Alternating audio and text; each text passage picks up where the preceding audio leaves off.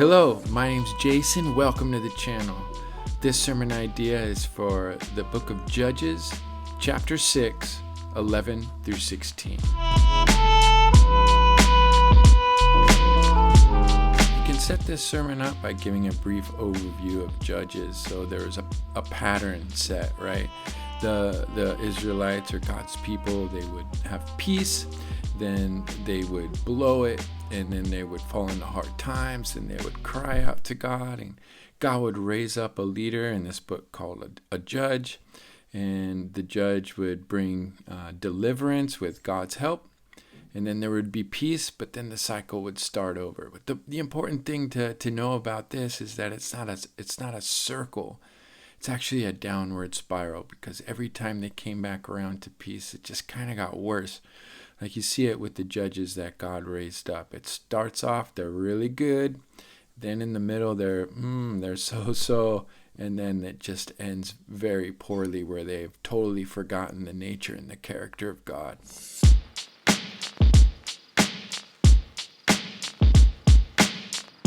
So the first 10 verses of chapter 6 are a good intro, because they have the people of God hiding in the caves in the hills because they're constantly harassed by the enemy called the tribes of the east, Midianites and others.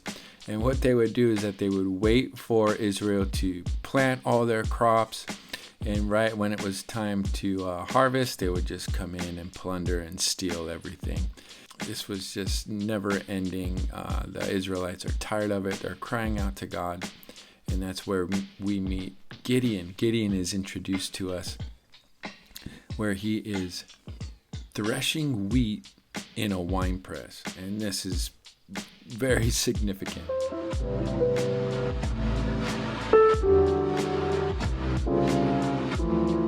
So obviously wine presses are not made for threshing wheat. What you want to do to thresh wheat is get up out in the open, out on the mountain side or in a field where there's wind, so the wind can blow away the chaff.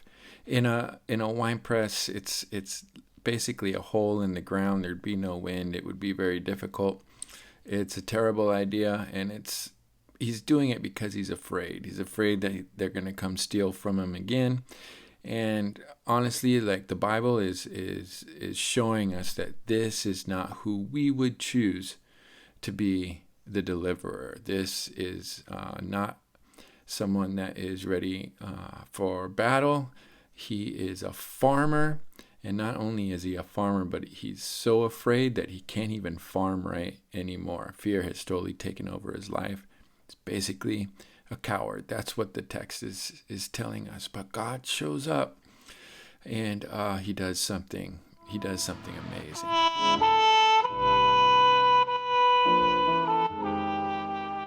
So God shows up to this hiding, cowardly farmer, and he calls him a mighty warrior. And he says, "Let's go.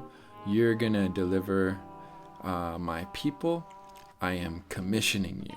And here really is the main driving point for this sermon, is that if we look and see a cowardly farmer, and God looks and sees a mighty warrior, how do we reconcile that? Because God doesn't make mistakes.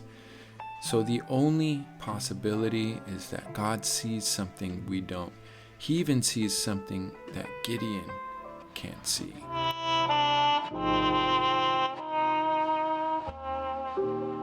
So here Gideon is convinced that God is making a mistake. He's from the weakest tribe. He's the youngest of his family. Surely God wants to use somebody else. But God knows something that we don't, and he's calling it forth, because God doesn't make mistakes. And the same goes for you and for me. When I look in the mirror, I see fragility and insecurity. I see shame of my past. I see fear and doubt. But when God sees me, he sees something else. He sees potential.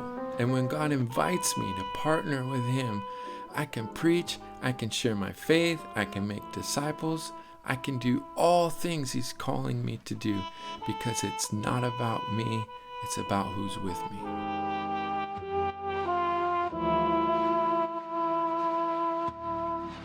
And that's the promise that He gives Gideon after Gideon gives him all his excuses, all his insecurity, all his reasons why God should use somebody else.